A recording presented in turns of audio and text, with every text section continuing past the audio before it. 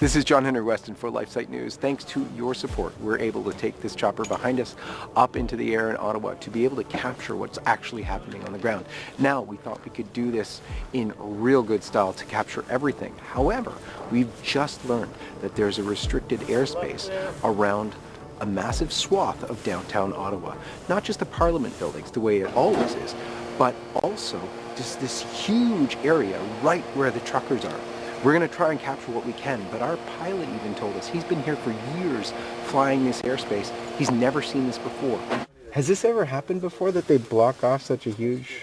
Not that I can remember, no. It's so bizarre. Yeah, it's... Totally bizarre. Like, what are they worried about? Are they worried dropping bombs on the place, or is it just for filming? They can't film it. Yeah, it's... In my personal opinion, yeah, it's well, yeah, I won't say much. Yeah. What they're trying to do is they're trying to hide the truth of what's happening from you, the Canadian public. We're here as LifeSite News to bring you that truth. May God bless you. Thank you so much for your prayers, your support that enable us to do this. We'll see you from up in the air. Justin Trudeau leaving his home country and being moved to a secure location in America, apparently, according to reports. Justin Trudeau, just to be clear about this for a second, the Prime Minister of Canada left his country out of fear over these truckers who do not want a vaccine mandate. Of course, blowing through and winding up in Ottawa. This was the scene last night in Ottawa. By the way, negative 10 degrees here in Ottawa. Fireworks going off. Didn't matter how cold it was as these truckers poured into the capital. Well, not if you're doing Zumba like that. I guess you if keep you're jumping yourself up and down. warm. But I mean, it's unbelievable. And Elon Musk comes out and slams Trudeau, says, because Trudeau last week gave that speech where he called these group of truckers just a fringe minority of people. And Elon Musk comes out and says, you're the fringe minority. This is not the minority. You are the minority. Elon Musk said that to Justin Trudeau. Right. And so, it's interesting because there are a lot of parallels being drawn between the January 6th riots and this event in Canada. Some people are saying, no, this is just a ruse for white supremacy. But at the same time, I think people who want to discredit the intention, right? And a lot of these are vaccinated people who are standing against vaccine mandates, specifically for truckers in Canada. And Justin Trudeau did not actually address their concerns or meet with them, and instead was carted off territory under concerns. They say that it would have become an unsafe environment. Recall how we felt when the news reports were that President Trump was moved to some secure location during the January 6th riots, right? Right. So, even though Justin Trudeau is a bit of a media darling, we have to give him the same consideration here for refusing to address these concerns head on and rather calling it a fringe minority. That is very... It's insulting. Well, what I find unfortunate is the fact that the U.S. just had one of these as well at the Capitol, and nobody covered it. We just had a bunch of... Evangeline Lilly did. Yeah, she was like the only one. Maybe the only reason we even talked about it is because Evangeline Lilly was there. Right. And there were a lot of people there on both sides of the aisle, and a lot of them vaxxed, and it was about the same thing. It's about the mandates. This is happening all over the world, and they only choose to cover this story because they can put a white supremacy spin on it. Yeah, you can call it fascism. You can call it white supremacy. I like this tweet about that very subject. Because I was like, how is this...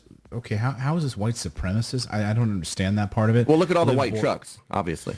Oh, it's the white trucks. Well, here's a political cartoon that was just published, right? So this is Canada supply chain. It's fascism. Right? And so I love this. Liv says, if you've ever wondered what propaganda in 2022 looks like, this is it, a Washington Post cartoon about the Canadian truckers protesting for their right to make decisions about their own health. And yet this cartoonist labels them fascists. Yes, that's incredibly perplexing, and maybe a misunderstanding of the word as well. Again, a lot of these people are vaccinated people who are just standing against the freedom to make a choice for your own body and for your own health. And the Canadian government refused to even hear them out or address it. based on, again, current science, that vaccinated and unvaccinated people still spread the virus in equal measure. They may not respond to the virus in equal measure, but the science is in on that. And so making someone get vaccinated so that they don't spread it into whatever it is this trucker is trucking, right? The science is not there anymore. So it is worth a discussion. And these people did not get it, but their spirits were lifted. I mean, Elon look at Musk, that. he's been outspoken of this whole thing, right? And last week he called the Canadian truckers, he said, Canadian truckers rule. And then on Thursday, he said freedom is being stripped away one piece at a time until it's gone. And then later on, he even pinned a comment to the top of his Twitter feed. And look, you have to think about this for a second, too, in the context of the publicly traded companies that he's at the helm of, right? Yes. Where on the same day where, you have people who are investing billions of dollars into his companies, in Tesla and SpaceX and his new autonomous robots and all of these things, right, could completely upend his companies if enough people want to cancel Elon Musk, right? So he comes out and says, look, if you scare enough people enough, they will demand removal of freedom. This is the path to tyranny. And saying that these people are standing up for their rights. He has said he believes in the vaccine.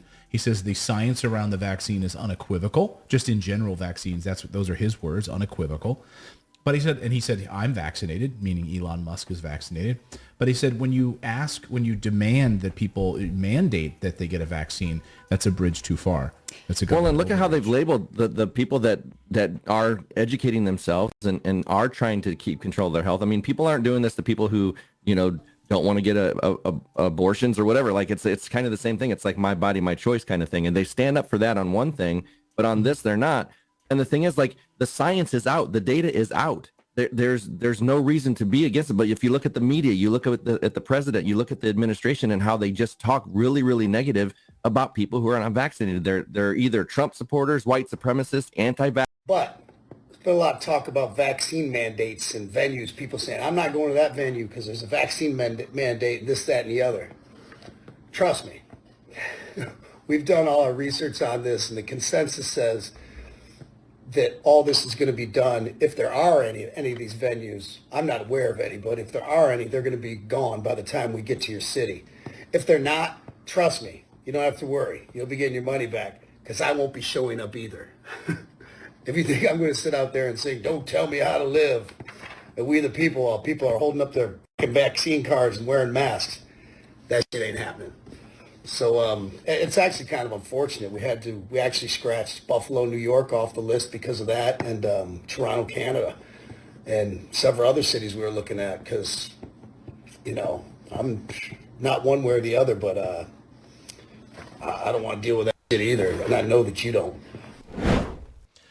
Well, that's good, man. I mean, it's a shame when you got the contrast of like Neil Young going up against, Spotify and Joe Rogan the way he is. And then you have, this, it's kind of refreshing, and as you see in the video, the singer noted that Buffalo, New York, and Toronto were scrapped from the list of tour stops due to shop mandates. This week, Kid Rock also made headlines for releasing a new song titled We the People that bashes President Biden and his chief medical advisor, Dr. Anthony Fauci.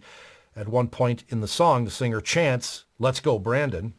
On Twitter, he wrote, "Oh, and by the way, I just got off the phone with our 45th president, hopefully 47th, and he expressed how proud of me he was over We the People being the #1 song on iTunes. Suck on that, you trolls, critics, and haters."